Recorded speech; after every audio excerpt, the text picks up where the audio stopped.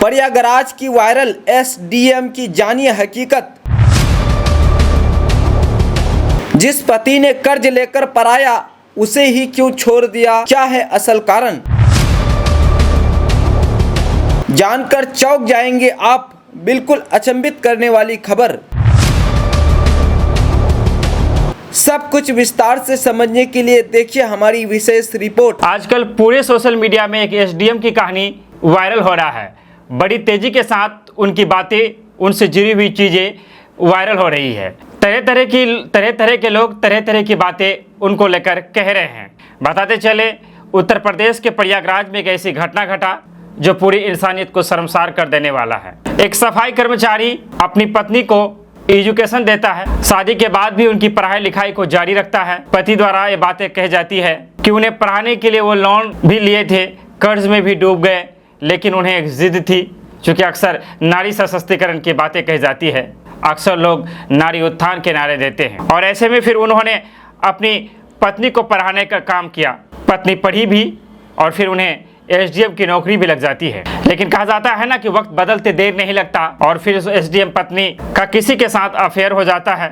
जब अवैध संबंध का चर्चा सरेआम होने लगता है, सार्वजनिक होने लगता है, तो फिर पत्नी को पति रास नहीं आता है, उससे वो दूरियां बना लेता है। फिलहाल दोनों ने तलाक की अर्जी कोर्ट में दिया हुआ है। कोर्ट इस पर क्या फैसला लेगी, इसके लिए तो खैर इंतजार करना पड़ेगा।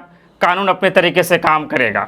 लेकिन सवाल आज भी कायम है कि जिस पति ने सफाई कर्मचारी की भूमिका में रहते हुए उन्होंने खुद के लिए कुछ नहीं किया, बल्कि नारी सशक्तिकरण को आगे बढ़ाने के लिए, क्योंकि आज बराबरी की बात की जाती है और होना भी चाहिए। सरकार भी बड़े जोर शोर से बेटी पढ़ाओ बेटी बचाओ के नारे लगा रहे हैं, लेकिन बीबी पढ़ाओ के नारे तो नहीं लगाए थे। बहरहाल उन्होंने एक कदम आगे बढ़ करके, जिस तरह के सूर्यवंशम फिल्म ने आपने देखा होगा, अमिताभ बच्चन अपनी बीवी को शादी के बाद भी उन्हें शिक्षा देने का काम निरंतर करते रहता है, और वो डीएम बनकर फिर अपना नाम रोशन करते हुए अपने खुशहाल परिवार की जिंदगी जी रहा होता है। लेकिन हकीकत में जब प्रयागराज की इस एसडीएम पत्नी जब एसडीएम बन जाने के बाद अपने पति को ही दरकिनार कर दिया, वो पति जिन्होंने ना जाने कितनी मेहनत कितनी मशक्कत करके अपनी पत्नी को पढ़ाया होगा। और इस पूरे मामले में हैरत अंगेज करने वाली बात यह है कि शादी के 13 साल बाद एसडीएम पत्नी द्वारा उनके अपने पति पर आरोप लगाया जाता है, दहेज लोभी बना दिया जाता है, दहेज का मामला दायर किया जाता है। जो पति 13 साल तक खुद ना पढ़ा, खुद के लिए बड़े आलीशान मकान नहीं बनाए, बल्कि लोन लेकर के कर्ज लेकर के कर्ज में डूबता रहा, अपनी ख्वाहिशा को मारकर अपनी ज़रूरतों को काट काट कर अपनी पत्नी को पढ़ाने का काम किया 13 साल तक, और अचानक से वो पति दहेज के लोभी हो जाते हैं और उन पर दहेज का मुकदमा दायर कर दिया जाता है। इस तरह की चीज़ें जो देखने और सुनने को मिल रही, इससे एक विश्वास का जो दारोमदार है वो कम होता हुआ नज़र आएगा।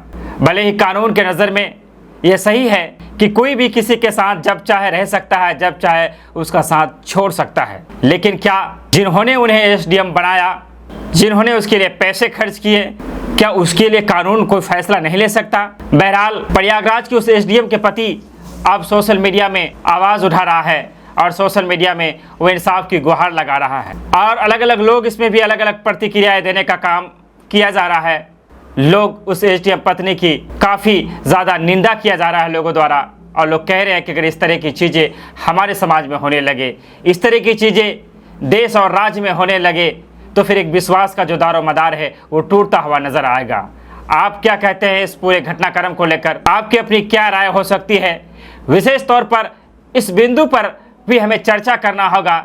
जो पति 13 साल तक दहेज का जिक्र नहीं किया, अपने आप मेहनत मजदूरी मशक्कत एक सफाई कर्मचारी रहते हुए अपनी पत्नी को एसडीएम बनाया, उनके जुनून और जज्बे को सलाम करने के लायक है। आगे बढ़कर एक अच्छी चीज़ करने की उन्होंने कोशिश की, लेकिन उनका सिला उन्हें क्या मिला? सोशल मीडिया में सारी चीज़ें चल रही है, आप इसे देख सकते हैं। आप भी अपनी राय बखूबी देते रहे। विदा लेंगे हम आपसे, गुजारिश करेंगे चैनल को सब्सक्राइब कर बेल आइकन को आप दबाते रहें। अगर आप हमारे खबरों को फेसबुक पेज में देख रहे हैं तो पेज को लाइक करिए, फॉलो करें, खबरों शेयर करिए। विदा लेते हैं आपसे। धन्यवाद, शुक्रिया, आदाब।